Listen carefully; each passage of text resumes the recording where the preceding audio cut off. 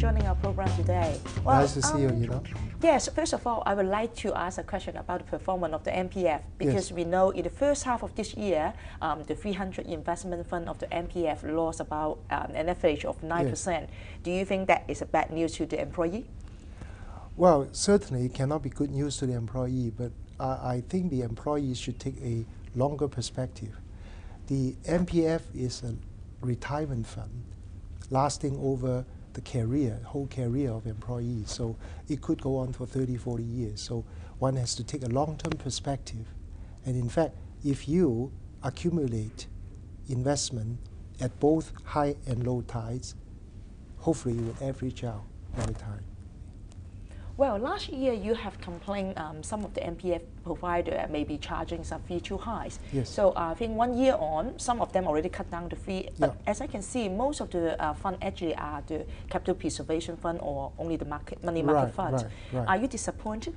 Well, I think so. I certainly believe that this is only a beginning. And the answer is yes. I do hope that there will be further fee reduction, particularly as the fund continues to accumulate. So over the next period, my colleagues and I at MPFA will be doing more to induce more fee reduction. And in particular, we have proposed to the government to allow employees to be able to move their investments among various trustees. Hopefully when that piece of legislation comes into force, then market force would force further fee reduction. Well, what do you think are the major challenges ahead of the MPFA? Well, we want to do 3 things in the long term and 1 in the interim. The 3 major efforts in the longer term would be, number 1, as you have said, further reduction of fees and charges. Second is education of the public.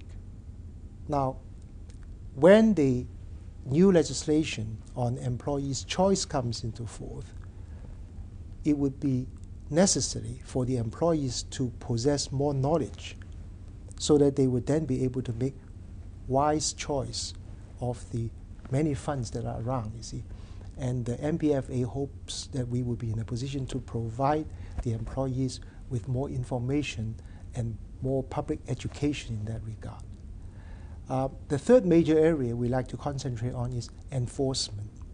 There are currently various breaches of the MPFA ordinance, such as non-contribution by the employers, such as withdrawal of funds prematurely by making perjuries and so forth, and we would be strengthening the enforcement action.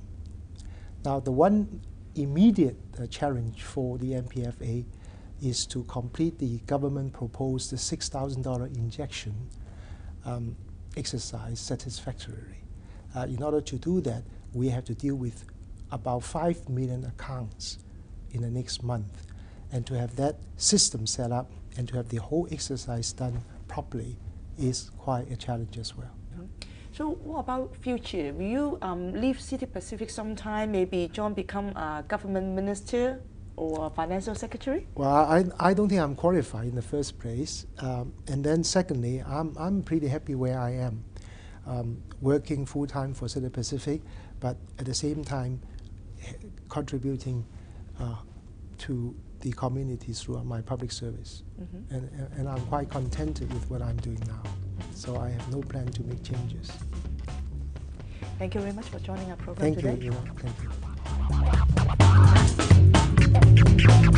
you.